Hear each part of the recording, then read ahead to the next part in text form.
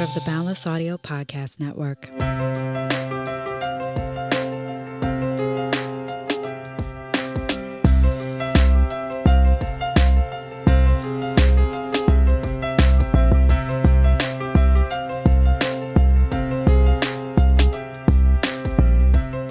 Hello, welcome to another episode of the Artist Pivot Podcast. I am your host, Ayana Major Bey, and I happen to be an actor, voiceover artist, mentor, and world traveler. This is a bi-weekly show featuring conversations about pivots and life lessons from the perspective of artists, those who work in and around the arts, and arts educators. Everyone possesses the ability to pivot. You just have to be reminded sometimes, and that is what I am here to do. To stay up to date and in the know about merchandise, exclusive content, and how to support the show, please subscribe to the newsletter at ayanabey.com/podcast. That's AYANABEY.com/podcast. And there is a link in the show notes. We'll get to this week's episode after a word from our sponsors.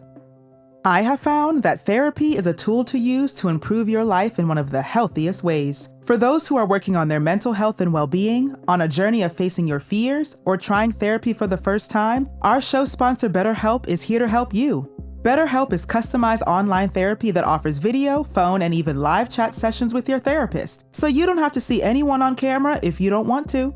Join the 2 million plus people who have taken charge of their mental health with an experienced BetterHelp therapist. Get 10% off your first month at betterhelp.com/artistpivot. That's betterhelp.com/artistpivot. We Audition is the video chat community where actors can audition, self-tape, rehearse, and get expert industry advice. Get instant self-tape readers through video chat, browse through the dedicated actor meditations, podcasts, and books, meet casting directors in the virtual green room, and also make money by becoming a reader for other actors. If you join We Audition and use code PIVOT, you will receive a 25% discount on your membership. Yes, that's right. We Audition and the Artist Pivot have partnered to bring you this discount. From my own experience, I love being a reader for other actors, and We Audition is so convenient for me when I need a reader myself. Again, if you join We Audition and use the code PIVOT, you will receive 25% off your membership. Link in the show notes. All right, y'all. So today on the podcast, I am excited to say that joining me is Mr. Lennon Bone, and he is husband to an amazing illustrator and father to 2 amazing girls. He has been a professional musician for 15 years, touring over 14 countries, playing festivals like Austin City Limits, Lollapalooza, and Sundance Film Festival, and moved into the realm of YouTube strategy, where he helps creators grow their audiences by millions, all organically. He is the founder and CEO of Stop the Starving Artist, a company that helps artists and creatives build an audience that supports their work both emotionally and monetarily using social media and heartfelt sales strategies. Y'all, welcome, Lennon. How you doing? I'm doing so good. I'm so glad to be here with you. And I said it to you already, but I'll say it again so everybody hears it. It's just an honor. Was looking back and I was like, oh damn, I'm a little fish over here in this pond. So I'm just like really grateful to be here hanging out with you today. Yes. Oh, thank you. I received that. And I'm excited to hang out with you too. And my favorite question to everybody, I'm going to ask you right now. So if I were to say, Lennon, how you doing? How's your day going? Mm-hmm. How you feeling? But you could only respond to me in emojis only, what would you text me? Well, I've been using the mustached guy with the glasses a lot. Uh-huh. Because I feel like I've had to be in that zone a little bit recently where it's like, all right, I'm just going to put on the disguise and just like head into battle, Mm-hmm. I'm just going to go do the thing. Yeah. Because it's felt a little heavy lately. I when somebody asks me how I'm doing, I always try to be real about it. And we're in a season of the business where there's a lot of rinsing and repeating, a lot of like fixing little parts of the system. Mm-hmm. And I always say like creatives are problem solvers. And if we don't have a problem to solve, we'll create one. I'm always looking to like create a problem. And so not doing that is driving me a little bit insane. So I would say that, the glasses guy with the little mustache just like All right, we're going to go anyway. Right. Oh, I understand that. You're like, we're going to go. So let me put on my little disguise and I'm going to head in. Yeah. We're just going to do the thing. Yep. Yes. I understand. And that's very interesting you brought that up. I do feel a little like heavy at the moment, like a little frustrated with things. And I'm like, how can I fix it? You're like, right. Because there's not a problem I need to solve. Like, am I about to create a problem? Is this why I'm frustrated? Because like you don't have something to solve, Ayana. So it's very interesting you say that. Yeah. On your end, is it like, is it something within like the overall biz, or is it just kind of what's got you sort of feeling that way? I think it's my overall pivots and like questioning a decision I made to like not to return to a section of the industry. And now I'm like, oh my gosh, yeah. But, did I make the right decision? Because I thought I made the right decision, but now that things aren't going exactly how I want them to go, I'm like, should I go back to that? And you're like, no, but you made a decision. You made a calculated decision, actually. Yes. And so that, feeling a little frustration of like, but with myself, like not with anybody else, but like, did I make the right decision? And I'm like, but you could always go back if you want to, but is that what you want? No. So like, sit in it. Sit in it. That's right. Yeah. I've had that so many times this year where, we hit a pretty low point at one point of the year because of my own sort of fears and like feeling like, oh, okay, I don't know that I can handle sort of this process of how we were doing the business. And I hit a wall and I had to ask myself the same question. Like, do I want to go back to my job? Because I could, but it's like, no, this is your job now. Like you've picked this thing. I get to go like hang out with my kids in the afternoon. I get to do the things I wanted to do. Is it where it needs to be yet? No, but who's ever built something in like a freaking year and a half that they were absolutely crushing with, like it just doesn't work that way. Right. It's that. It's literally that. Yeah. You're like, Rome wasn't built in a day. Right. And we have to remember that, I think, as artists. It's like you're building something for yourself. And like you said, you have the freedom to like hang out with your kids. You're like, this is worth it, like going through those ups and downs. But it is should I go back? It's challenging. It's a challenge. Absolutely. Yes. It's definitely a challenge. But I wanted to, that kind of actually leads me into my first question of like, I want to hear about like your pivots and what made you make them, whether they were voluntary or involuntary. And I want to start with, though, were you someone who knew you were always going to be in the arts? I know like some people are like, oh yeah, I was a child and I knew I was going into the arts. Or was the arts something that you found and was like, oh yeah, that's what I'm going to do? Yeah, I definitely fall into the first category. My dad is a bass player. And so I can remember being young and my dad making me like mixtapes of stuff. And if you guys don't know what a cassette tape is, you can go and Google it. I'm sure most of this audience does. But like that idea of just hearing so much different music for the first time was like, oh my gosh, this is like something hits me, with this. And I remember since he was a bass player, he would also, I would ask him like, hey, could you make me tapes of like your stuff too? And so he'd have all these live sets. He was in BB King's club like in Memphis, their original house band. And so he would make these tapes of like their live sets and I would listen to it and I was like, this is amazing. And it was all this like great blues music, rock music. And I thought the guitar player does all the work. The bass player like kind of holds it down, but the drummer, he seems to have the easiest job. Like that's what I want to do. So that was kind of like the initial thing is I was like, I got such joy from hearing these other people express themselves through their instrument and serving. Like there was something to me immediately about like being someone who serves the art versus like is the showcase, and I didn't recognize that early on. That took a long time to figure out, but that's definitely where it started. So I just always felt like yeah, this is something I want to do. And I remember my mom saying, if you have your dad's talent Mhm. and my, her words, my balls, like my courage, Yeah. like you'll be just fine. Yeah. And I remember being embarrassed when she would say that. And now I totally understand what she meant. Yes, I love that. I love that. Your mom's like, okay, you got his talent, and you got my charisma, you got my courage. That's You'll right. be just fine. You got Yeah, this. you're going to do fine. Yes. And so then, did you make the choice to then like go study music in school, or were you like, I graduated, I joined a band, like I was out and about? What was kind of your process into the entertainment and music industry? Yeah. So, ironically, like I was really nerdy in like the nerdy side of kids in school, where I was total marching band nerd, like really in that side of things. And I toured with the drum and bugle corps through like high school, college age. So I never really went to college. And so when I was getting into that age bracket, I would go tour in the summer, and then I'd come back and like freelance teach marching band that were competitive.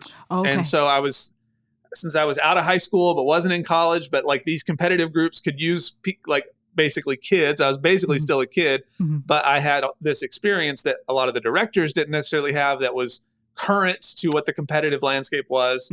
I could bring that in, And so it was really a fascinating time. And then I just kept thinking, like, this touring thing, like I like this a lot. There's something about this. And so I had been in bands all my life. At one point I was in like 4 or 5 at a time in like a podunk little town where nobody did that. I don't know how I did it. And then I decided, okay, well, I'm going to see what's happening. Some high school friends of mine had been doing like some regional touring, and their drummer quit. And so I was like, hey, if you need somebody, let me know. And so I joined them, and we pretty immediately were doing like what we called the weekend warrior circuit. So we would do Thursday through Saturday, all kind of in the Midwest. And we had a little circuit that we'd do every 6-8 weeks. And then we'd come back and work for Domino's Pizza the rest of the week. All of us worked there. Yes. And the gal that was the manager just loved us. So she was really sweet to like let us kind of be assholes and run in and out, Right. I was just going to ask you that. I was like, all of y'all got the same time off?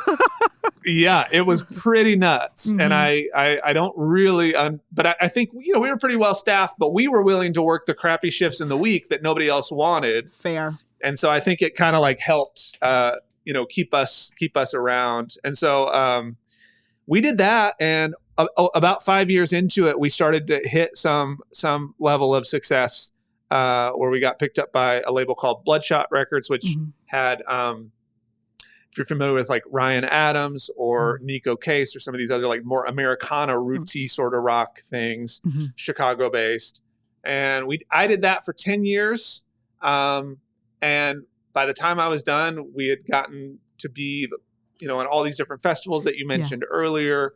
We were on Anthony Bourdain's No Reservations, and like did just a bunch of like crazy stuff where it's like we never hit like A-level success. And I like to use success in quotes because success is so like relative. We measure it so effed up. Yeah, so we're screwed up. Yeah, we are. Yeah. It's messed up. Yeah. So, but then I didn't think about it that way. And so, but I became kind of a social alcoholic and just a guy I didn't really respect. I realized everything I was doing in that was self-service. It was about ego. Am I cool? What am I doing that looks good for me? And then we had our first kiddo, and like 2 weeks later, I was in Europe for 2 months, and I was just like, can't do this, and was just like in a real pretty sorry state. And so decided to leave, and that was like the toughest decision I'd ever made. And then came out of that, immediately started working as a recording engineer, sort of a producer role, and was doing like some regional things. And I figured out pretty quickly how to like use that role to make some money. And I learned there that my favorite thing was kind of like digging into the unknown with people. Like, it's like, oh, I love playing. I love doing that. But it's like, it was always the process of, I don't know if this works, or what do you hear here? What if we tried this thing? Could we like tape this thing to this other mic and like see what kind of weird sound we get? And just like the play, you know, like it was so fun. And so I did that for quite a while, but realized pretty quickly that, okay, this is going to be a race to the bottom because everybody in a smaller town is just trying to undercut everybody else. Okay. Yeah. So I started teaching business stuff a little bit on YouTube to musicians, and took a class from this guy, Tim Schmoyer, who helped YouTube write the curriculum on how they teach their own platform. And ended up being a strategist on his team. He did a call like after this class and was like, hey, I'm looking for people. And I applied. It was very much, you know, we're going to talk about pivots. Like this was a life-altering pivot, but it happened because in the midst of all these things, I had landed a commercial deal with this artist named K-Flay, and she ended up being kind of a you can't kind of be. She ended up being a Grammy nominee, and we wrote this song that got to be in this beer commercial in Germany, which was really weird. I made like $42,000 off this thing. Yeah. And I was like, oh, God's giving me time. It wasn't even money. It was like, what are you going to do with this time? And that took me to Tim. And I just had this identity crisis through that time of like, who am I now? Like, I'm like this, trying to coach people through this. And I was trying to find the parallels, and I got a life coach and walked through all these other things. And that just led me down this thing of like, I've got to go full circle back to working with creatives. And that's sort of how Stop the Starving Artist happened. And about a year and a half ago, I left working with Tim to start that and do it full time. So it's just been, man, like constant, it feels like right turns, but it's like for every second right turn, there's a moment where I go, oh, that's the through line. That's the thing I didn't even realize, you know? That's it. That's it. The through line. Like when you're living in it, you're like, what is the through line? But after you've made that turn and can look back and go, oh, that's how that's connected. Got it. Okay. Understood. Yes, exactly. And that's such a hard thing, you know? Hindsight's 2020, right? Like that's just the way it works. That's it. That's it. But I will say that that's hard for us as artists. Like that hindsight. Oh, it's like the worst. I hate it. Like I love it. I have a love-hate relationship with it. Because I'm like, I look back and I go, oh. And sometimes I'm like, well, I wish I would have known that sooner. Like, couldn't I get that hindsight a little bit sooner? Did I really have to go through all of this? Please. Yes. But I think that like, it's interesting, you know, when you learn to embrace that uncomfortable nature, that like embrace the discomfort and see that as like, no, this is actually a sign that you're probably on the right path. Like that's a really interesting thing to play with, you know? Yeah. Yes, that's a very interesting thing to play with, to sit into this discomfort. And I've been working on that. I've been working on sitting in the discomfort. And I'm sure others who are listening have as well, that it's like, oh, you're right. I'm uncomfortable because I'm probably on the verge of something. Like if I just keep going and turn the next corner, it'll make sense. That's right. Yeah. Even with this business, you know, and I want to say this because I feel like if somebody's sitting in it right now and I just want to speak to them, you might have a feeling of, I'm not equipped for this, or I'm not the person to do this. And I just want you to really ask yourself why. Like, is that true, or is that just fear? You know, because for instance, when I was dabbling in this Stop the Starving Artist as a business, it was all for musicians. And I had these incredible visual artists in my circle, including my wife, who were like, no, this is not just musicians. This is all of us. You know, like this applies to all of us. And I was like, but I'm not a visual artist first. Like, that's not my thing. That doesn't matter. Like like what you're saying represents me too. And I felt so ill-equipped to be the guy that speaks to those kind of people. Mm-hmm. And I had to be encouraged by them to say, no, actually, you're already speaking to me. You don't need to be equipped. Like, it's already there, Right. And so we just have to be willing to say, like, what really is happening here? Because sometimes we're our own worst enemies. We'll get in the way every day of the week. Every second of every day, we will stand in our own way. That's right. Okay? Like, I think we're hardwired to do that. And I feel like the ultimate lesson in life is to figure out how not to stand in our own way. I agree. 1,000%. I think that's it. I don't think it's about that is success. Mm-hmm. Is like figuring out how to get the F out of your own way and learn to like have joy in whatever you're in. I think that's all it is. And that is such a challenging journey. It is. No, it is. Ironically. It really is. Right. Ironically, it's like the journey to like finding what brings you joy and sitting in it is why is this so hard? But I think it's because as artists, we just love what we do, no matter what it is, whether you're an actor, a musician, a singer, a painter, like whatever. You're like, oh, I am able to express myself through this thing and it brings other people joy and I love it. If that was just it, we'd all be fine. The problem is we live in a capitalistic society and you're just like, but I just want to do my art. Like, I don't understand why I also have to worry about these other things. And then I want to do my art, but then you don't want to pay me. We have a problem. Yeah. I just want to do my art. Why can't I just sing for you? Why is this so hard? And I think that's where we get into our own way because it's like, well, I want to do this and I'm good at it and this is my talent, but I also have to like buy groceries. Mm-hmm. What's been your experience in that where you butt up against that and try to find sort of the magic button that says, okay, my passion and the demand of the market, whatever that might be, meets? Like, how do you sort of come to your own grips with that? Honestly, I'm still coming to grips with it. I'm still figuring it out. And I think that's also part of like my frustration in today of like, I don't want to go back to what I did before. And so like I was very much for the last like 15 years doing regional theater. And I didn't want to be stuck in it anymore. I just don't want to go out to the middle of America and do dinner theater anymore. Like it's just not what I want to do. And so in the in-between times of that, I would come back and like work jobs that I'm not going to do again. I'm not going to be a waitress again. I'm not going back to retail. I'm not like, there are just things I'm not going back to. And so in this moment, it's like, I also wanted to pivot into TV and film. Guess what? I mean, thank God the writers have come to a contract, but SAG-AFTRA still hasn't. And so it was like, I was about to make that pivot, talk to my agent, like, let's just make a hard left into TV and film. Nope, not doing that because the union's now on strike. And it's like, oh, well, okay, not doing that.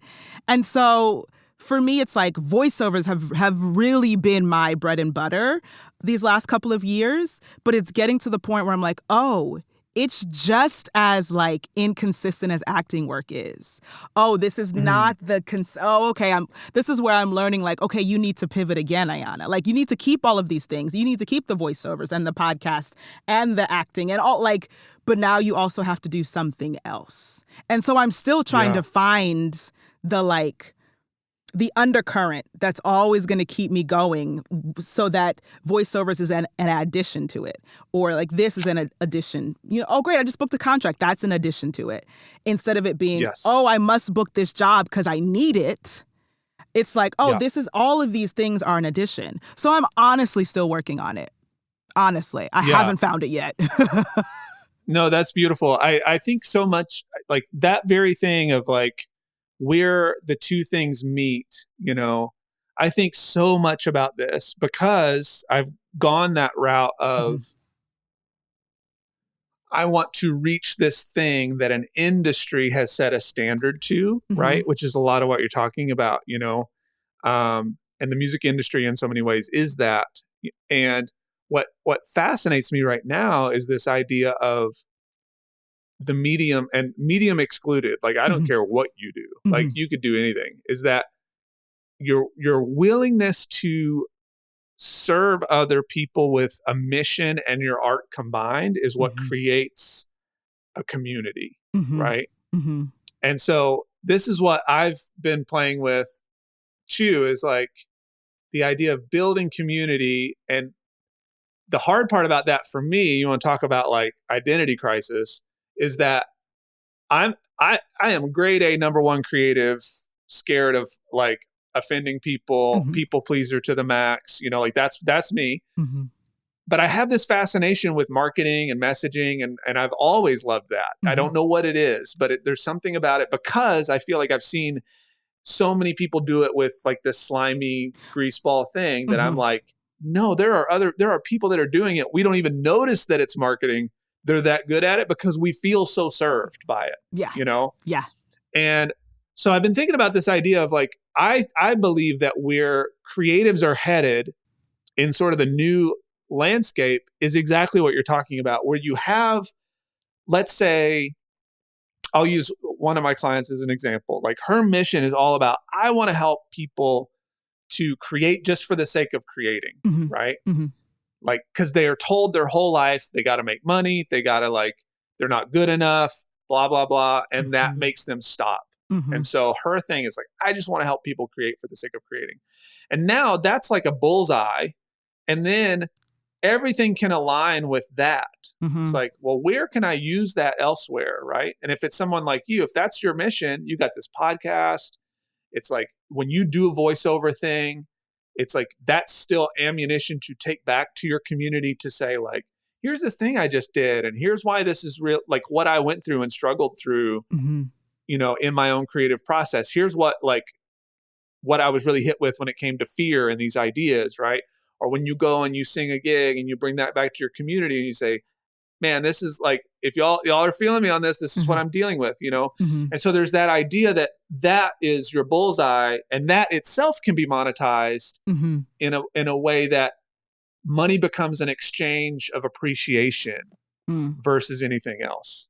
So I don't know if that makes sense, but like, that's like the whole vibe that I'm just constantly trying to figure out how to get creatives like into that mindset versus the industry has set a standard. Like the industry standard is about to freaking go away, you know, like in all levels. No, yes, I agree with that. And like, and it does resonate with me of like building like that community and that bullseye. So it's like everything can align and then feed into that. And like you said, the exchange of money is appreciation for what, you know, the person is receiving from you. And yeah, I mean, the industry standards, no matter what medium, is like, they're not standards anymore. I think as artists, and let me speak about at least my community, the people that I've talked to, it's just like, please, yeah. Why are we doing this? Like, why did we think that was the goal? And that was the only goal. Like, if you weren't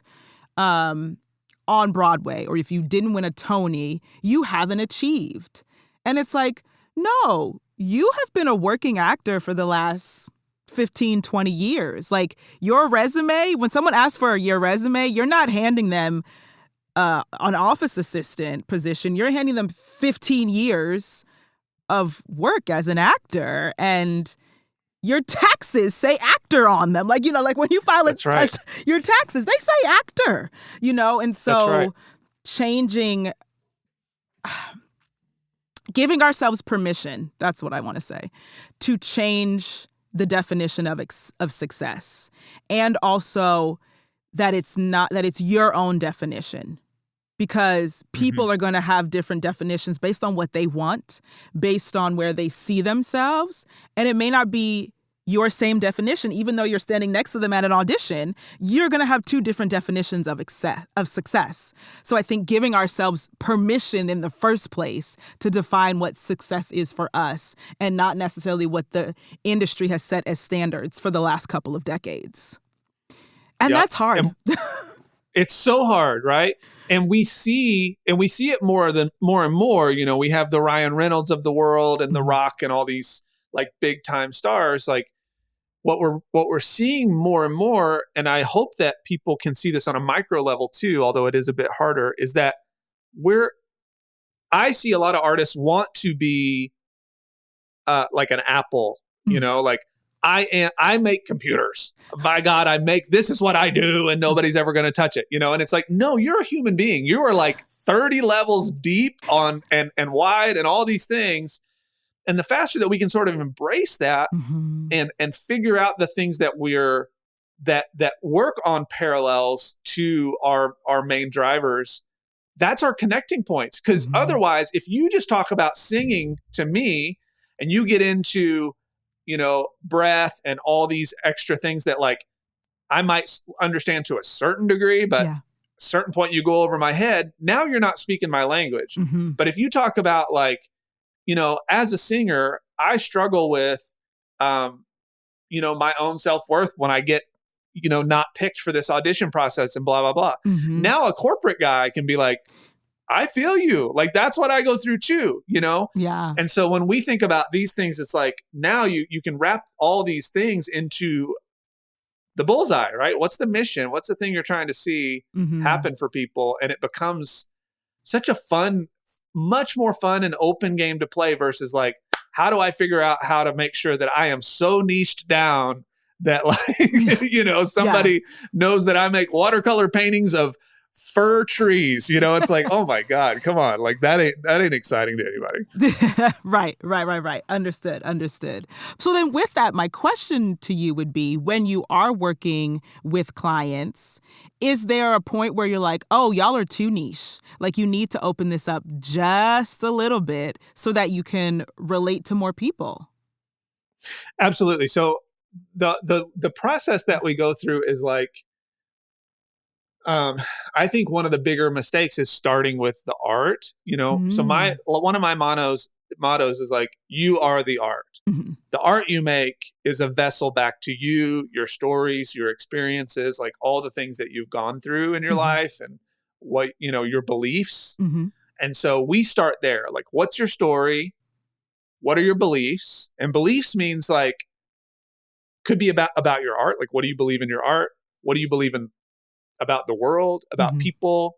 And then we look at our opponents. Okay, if we believe this thing, then what are we fighting against? What are we trying to stand for as people? Yeah. And that usually helps us to start with like, oh, okay. And now these are hard questions, right? Like I tell people like, this is the work that most people won't do. But if you think about it, are you familiar with Rick Rubin? He's like hot right now in the whole creative space. Okay. I am so not. he was, okay. Great book called The Creative Act that I've only begun, but I've watched a lot of stuff about it. But he was like an early producer for the Beastie Boys, went on to work with like all these other, just everybody. He's worked with everybody.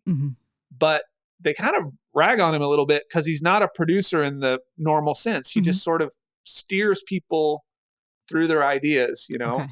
And I use him as an example because he could say, well, I'm a producer. I'm a music producer. And people will be like, oh, cool. You and like a bazillion other people, right? But he could just leave that out and say, I am a person whose goal is to help creative people navigate to their innermost, like comfortable place so that they can express their art to their fullest potential. Yeah. I don't even need to know how he does it at this stage. I'm just like, well, that's me. Can you please help? Like, can we just talk for a minute? Yeah. And so we start with this idea of like, what do you believe in? What are you excited about? What are you fighting for? And that sort of helps people start to bubble up these things that like, oh, naturally I talk about these things. Naturally, what pisses you off? What gets you like ticked, Yeah. And these are great things to kind of get you started. And then we say, now let's take your art and let's draw a line through it with this same mission. And now we start to tie those two things together. So that's what I think is usually missing is like, I don't think you need to change the art you make. I think you just need to change the way people see it.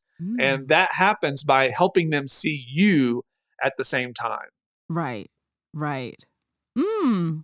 Okay. Right. Because you are your art and your art is you. Right. And the internet is not It's not a gallery. It's not a concert venue. It's not a, like, we want it to be, but it ain't, and it's never going to be, right? Like, Ooh, yeah. Oh, yeah.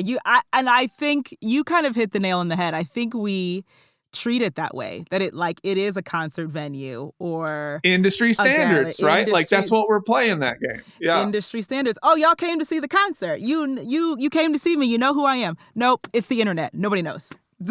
Right. And there's freedom in that statement. Nobody knows who I am. What a gift. I can experiment. I can play. I can have fun. I can try these things out and see what works. Yeah. You know, when people are like, well, Lennon, I'm only getting 200 views on my TikTok. I'm like, dude, when I was touring in the early days, when nobody had like any of these things, we were playing to 2 to 3 people in a venue. What I wouldn't give to have 200 eyeballs walk in and out of that room randomly, you know, what I wouldn't give. Yeah. So it's just perspective. We just have to kind of keep ourselves in this place of gratitude and humility that, like, you know, Seth Godin says, like, some of us want to reach thousands of people and we don't have 50 or 100 that would know when we left. You know, it's like, let's get those 50 or 100 first. Wow. That's interesting. That's interesting. And it is all about perspective, right? And how we view things and how it's like, oh, this many people, you know, if we talk about the social media lens, this many people viewed it. That's great. But how many people did it stick with? How many people did it affect? How many people did it make go, that's an interesting point? Because if you had 2,000 views, but it didn't affect anybody, then was it successful? Was it something that you wanted? Okay, let's try again. But I think that's hard. I think it's so hard. I guarantee you've had people on this podcast that have painted themselves in a corner where they did something that got them attention and that felt good. And they did it so much that they became known for that thing. Right. And then that becomes like, well, I don't know. Now I don't know how to change. Ooh, yeah. Oh, yeah. Yeah. Because you feel like you're stuck in this thing because that's what you created. And you don't, do I have the right to do something else? Or people are expecting this from me. And like you said, I don't know how to change. Yeah. But then, so then that brings up another question. How did you personally deal with like the apprehension and the fear, which my like favorite acronym for fear is false evidence appearing real? We're kindred. I know that one. I love it. My coach told me that once. Yeah. And I was like, just immediately. Listen, because sometimes I'd be like, Ayana, it's false evidence appearing real. Like, I have to repeat it to myself, like, you are fine. But it's like dealing with that change of like, okay, well, I was doing this and now I have to do this. Is there anything that when you were going through your pivots, even into making this business of like, okay, how do I deal with this? Like, how do I deal with me right now? I'm changing and I am terrified. Yeah. I did it very poorly for quite a while. So a big step for me was hiring a coach, like getting a life coach for me. But if I was to boil it down to kind of the things that helped me get through, a big lift for me was this book that's right on the tip of my tongue that will come to me by Gay Hendricks called The Big Leap. Okay. Have you read this? I have not. No. Okay. It seems like I should. So you should. I totally think you should, especially like, you know, we're on some of the coach speak and I think like you would absolutely love this. So he talks about that we have, I think it's been a number of years since I've read it. I'm going to paraphrase poorly. 4 levels that we operate under. We have our level of incompetence, meaning like we're not good at this at all. Our level of competence, which means like I can do this, but man, it takes a lot of energy and I just don't really like it that much, you know? And then we have our zone of excellence. And our zone of excellence is where most of us get stuck because people pay us for this. Yeah. And we're really good at it. But 9 times out of 10, even though we're really good at it, it still takes up a lot of energy. Yeah. Right. Yeah. And then we have our zone of genius. And our zone of genius is this place that when we start to do this, it's like energy is given to us. Yeah. We could go and just like, oh, this is freaking amazing. Yeah. Right. Yeah. So the big exercise that I did, and I'll challenge anybody listening to do this, that totally changed, like with that perspective, that totally changed my life, was what she called an essence exercise. And I do this in a lot of my workshops and not almost all of them somebody comes out crying like, oh my gosh, Yeah. So go to 10 people that you're close with. You don't need to be like super close. These aren't your best friends. Some of them will be, but these are people that like get you, Yeah. and you got to call them and you say, okay, when I walk into a room, what shows up with me?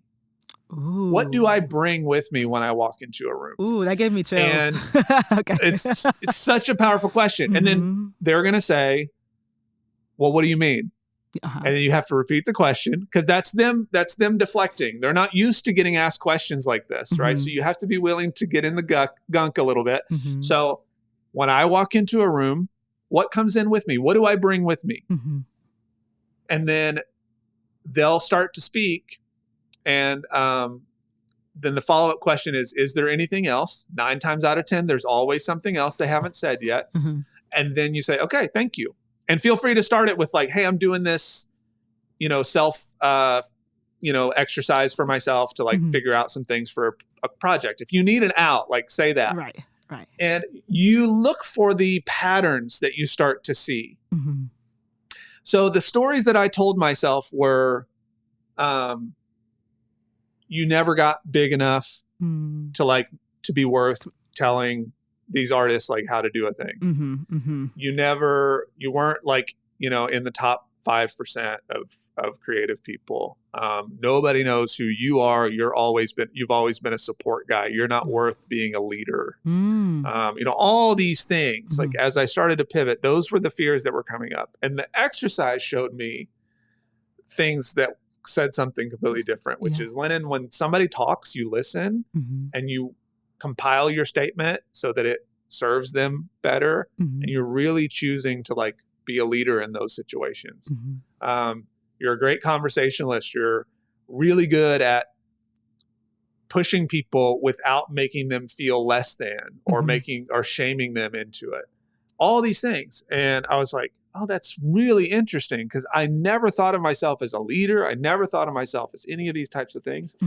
And so my coach was like, okay, well, what will you do with that? Like, how do you make that a part of everything you do? And I realized that what I was doing in our community were a lot of live calls. And I did them because they were so fun. Like I just getting on with you. When I say I'm excited, like I am not kidding. I know that when I walk out of this, like I'll be like buzzing for an hour, and it's just because of that, getting to work through a problem with somebody, getting to ask questions, getting to see them get uncomfortable and saying, hey, you're in a safe place to do that. You're in a great place to be uncomfortable. Like that's part of the growth process. Like that's so fulfilling to me. And take it back to drawing the lines. Think about what I said earlier with being a producer. Like that was what I loved about the production process was like, well, the song sucks. It's like, but it doesn't suck. There's something there. We just haven't found it yet. We just got to look for it. And I found those parallels and said, oh, I'm a producer, but just like not in the music world anymore. It's like a different thing, but it feels very the same. And that was what changed everything for me, is starting to see like, oh, this is what I'm good at. Because it snowballed. So now everything centers around how do I make that the goal when people hang out with me? When I do a webinar, quote unquote, I try to always do them live because it's like, no, I want to get energy from this too. I don't want to make some pre-recorded BS thing and like hate it, So I'm just constantly thinking about that. And that's a very, very long-winded way of saying like that was the process for me. But I'd challenge anybody to try that exercise and see what it does for you. Yeah. I love that. I do want to read that now. Like I kind of sort of did something similar to that when I was taking the creative entrepreneur course through. It was the Actors Fund, is now known as the Entertainment Community Fund. But like you had to go to a couple of people that were close to you and be like, hey, what do you see about me? Like it wasn't like, what do I bring into the room with me? But it was like, I think it was like, what are my strengths? Like, what do you see my strengths as? Or something like that. And it's a very vulnerable place to be in, to be like, I don't know what they're about to say. But some of the things are similar. And it's, I think in pivoting, in changing our, whether it's medium or career or, something that you're doing as a creative, it's very hard to self-reflect. And I think it's hard because we're uncomfortable with it and we're not comfortable in the uncomfortable. And it's like, no, we have to self-reflect, so that your pivot is worth it. Or your pivot is in alignment. And it's not just something that you're doing because you're in the energy of desperation or you're in the energy of fear. It's like, no, you want to be in alignment. And so you do have to do some self-reflection so that the pivot you make or the change you make, whether it's big or small, is in alignment with you as a person. Yeah, 1,000%. Yeah. And asking these questions and like, because I always say it's really easy to be busy, but it's really challenging to be productive. Busy is the ultimate hack for not having to do the real work. Say that again for the people in the back. Yeah, busy is the ultimate hack for not having to do the real work. Mm-hmm. Mm-hmm. Put it on a t-shirt. We'll sell it. Yeah, right. Because it's true. It's so true. Yeah, I'm so busy. Yeah, but you're not doing the work. Yeah. Have you found, because I'm curious in your own journey and being such a multifaceted person, when you've started to draw your own through lines in these things and you're not sure what they are yet, what do you tell yourself to kind of get you through those gummy moments of where you're like, okay, I know I'm going to have to self-reflect here. And the story comes up that like you said earlier, should I have changed? Should I have done this? Like, so what do you tell that version of yourself or how do you speak to that self in those moments? Yeah. Oh, that's a good question. The first thing that comes to mind is like, I have to remind myself that what's meant for me is meant for me. And what's meant for me is not going to pass me by. So when I'm questioning, well, I didn't audition for this. Like, why didn't I audition for it? It's like, well, if it was meant for you, the audition would have come to you. If it was meant for you, your agent would have been like, hey, here's your audition appointment for this. If it was meant for you, you would have seen the post earlier. Because sometimes I'm like, oh, it passed. But I was on Actors Access. And it's like, well, maybe you weren't meant to see it on time. Like, and that's hard. Like sometimes I have to I'll be in tears. And I'm like, but I want to do that show. And it's like, but that one wasn't meant for you. And I think also reflecting on moments when I didn't book something and I found out later, there was a production that I had a friend who was in it. And so I remember asking him about said production and he was like, oh, you would have hated being in that cast. You would have hated it. And I was like, crazy, right? Oh my gosh. Right. I wasn't meant to be there, but I was like, I need it. And I didn't have my equity card yet. And I just wanted to become union. And I'd been doing musical theater for about 8 years. And I was like, please, and I was so close. And I was like, I just want my equity card. Like, why didn't I book the show? Blah, blah, blah. He did.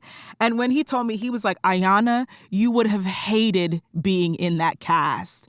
And I think about that to remind me, Ayana, you are where you're supposed to be. And I know you question, but then it's like, oh, to that Ayana that made that decision to be like, I don't want to do this anymore. There was a reason she made that decision. You're able to stand up for yourself and go, no, I don't want to get paid $500 a week in regional theater. You made the decision because you also know that the bigger regional theaters make money. You also know you don't want to tear down what you've built up. Like over the past 3 years in the pandemic, like voiceovers is such a big thing for me now. I have so much fun, but then that also led me to podcasting.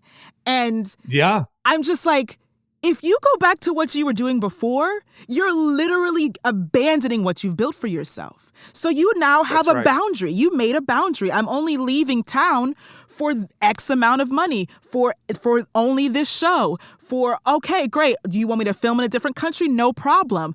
Like you set a boundary. And I think that's, you know, saying, hey, you made a boundary, and that's very scary. I understand, but stick to your boundaries. And so I think that's how I deal with it. It's like, stick to your boundaries, and what's meant for you is meant for you, because you've literally had people tell you, oh, you would have hated being in that production, Ayana. That wasn't for you. I love that so much. I love that you've done what I say a lot is like, what's the evidence that we're collecting, you know, Yeah. that like makes a statement for what's in front of us, you know, and oftentimes we'll collect evidence for the negative, and we have to be really careful about that. And so, yeah, I love that so much, because it is true. I've done the same thing. There was a band that ended up getting really big that I was like real close to going and subbing in on. And then when I think about what I left in terms of like my past self, this guy that was all about myself, all about ego, all about these things, and like becoming an alcoholic and doing all this stuff. It's like, if I would have been in that atmosphere, who knows where I would be right now? I probably wouldn't be there for my kids, probably not be married anymore, probably be in a whole different world, you know, like, and that's terrifying to think about. It's like when we put ourselves in that position of seeking the things, this is how I believe anyway, that are fulfilling us. To your point, this voiceover work led to podcasting, and this podcasting no doubt is leading to all these other great connections. Like, that's to me the ultimate creative act. It's like this opportunity where you're getting to move forward. It's not just like we're waiting on someone else. We're moving, you know? Yeah. And that's really fun. Yeah.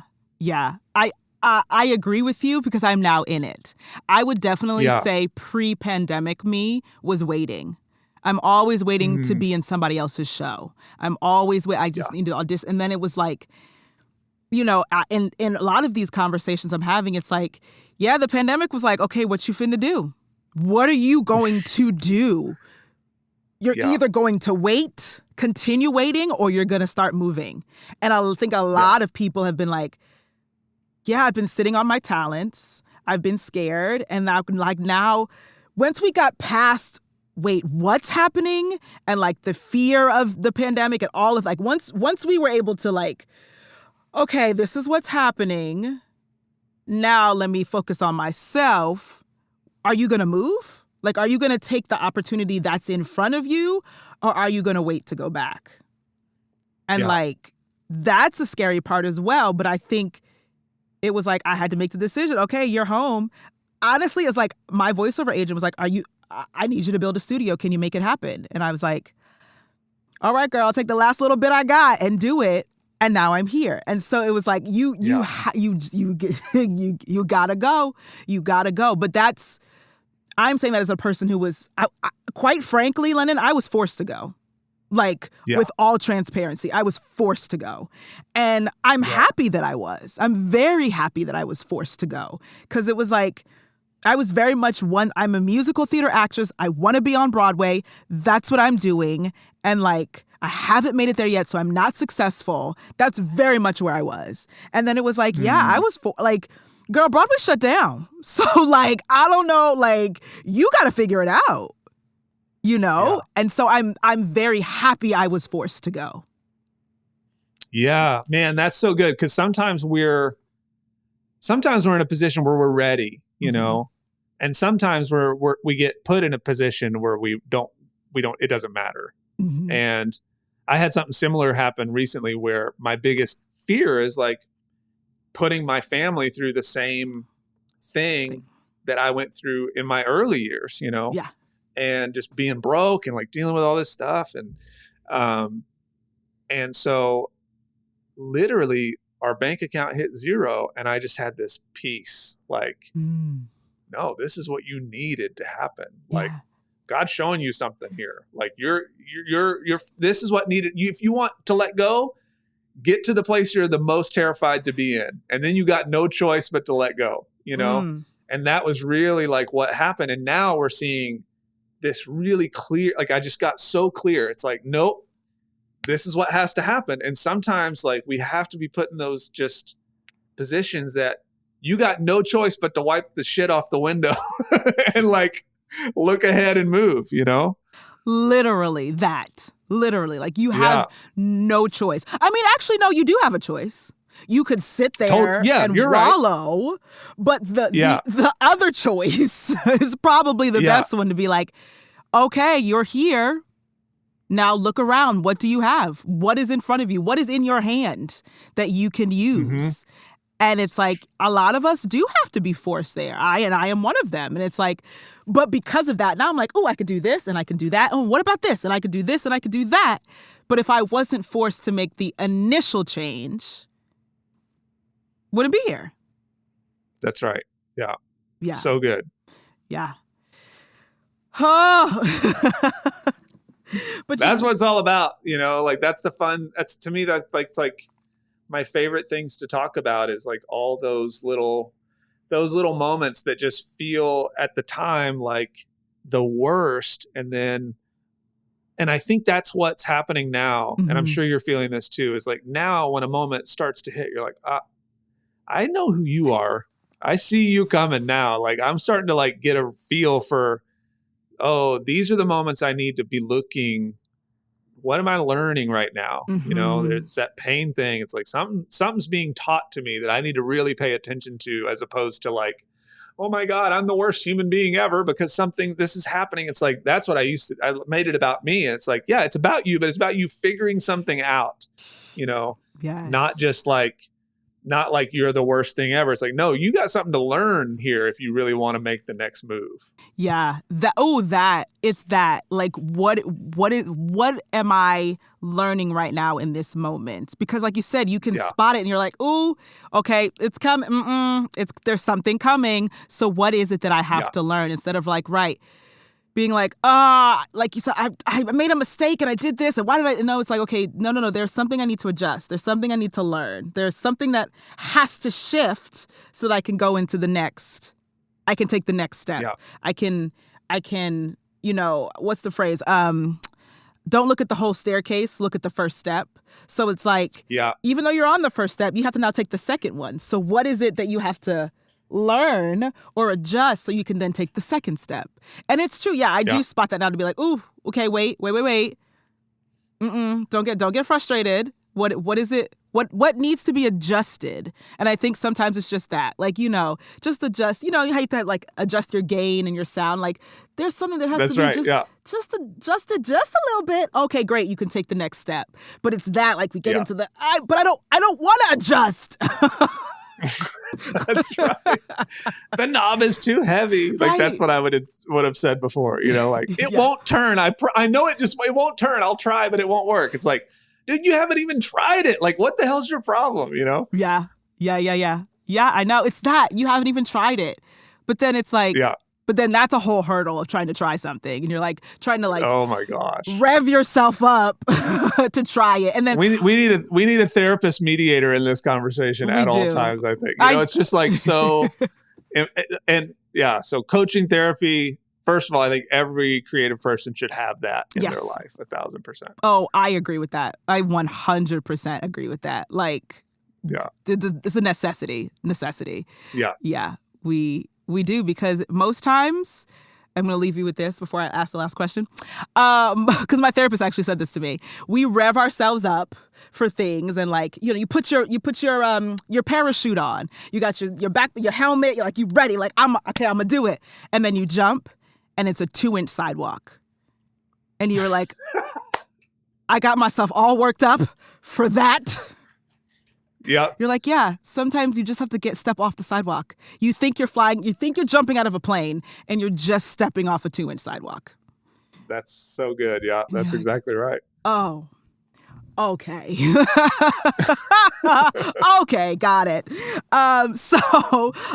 Lennon, my last question to you would be, what would be your word of advice, your nugget of wisdom to creatives, to artists, but quite frankly, another human being that wants to pivot and make a change? Yeah. I think it's really important. I'll say it this way. I think one of the biggest mistakes that we make as creatives is let the world's standard create our own journey, whether it's someone else's success and we see that and we're like, oh, I should be doing it that way. Maybe that's what I should do. Right. Yeah. And when we do that, we're constantly comparing ourselves likely to masters, people that have already mastered that craft or they've gone through the journey. And we're setting ourselves up to feel as though failure is a bad thing. It reflects something poorly about ourselves. Mm-hmm. And I get it. Like, these are things that I do all the time. But what I've learned is that every pivot that I've made in my life, and I have to look up, this is like when I'm trying to think about the thing I'm trying to Yeah. say. You can't, if you're just listening, you can't see it, but I have to look to the corner. But like, I think so much about this idea of when we're trying to pivot to something else, 1,000% of the time, it's fear of failure or fear of judgment or whatever that like keeps us from moving forward. Mm-hmm. But what I want to just say is that if you have that feeling of I should, like I need to do this, not I should, I need to, like this is me, this feels right. But what if you're asking what if, rather ask like what happens when this like comes to like fruition? What happens when we like hit this place? Yeah. Because I believe that when we're confronted with an idea that feels challenging, we may or may not hit the mark that we want to hit. Likely we won't, like, and to trust that that's okay, but that mark is set before us to create a carrot, like to get us to move. Yeah.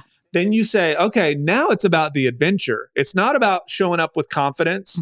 It's not about expecting anything more than just like, I have a vision. I know it's not going to end up that way, but I'm going to trust the vision and trust that where I end up is where I was supposed to be in the first place. And that everything that you collect is like a video game. It's like Zelda, you're like going through, and every token that you get and everything you try is additive to anything else you do in the future. There is no wrong turn.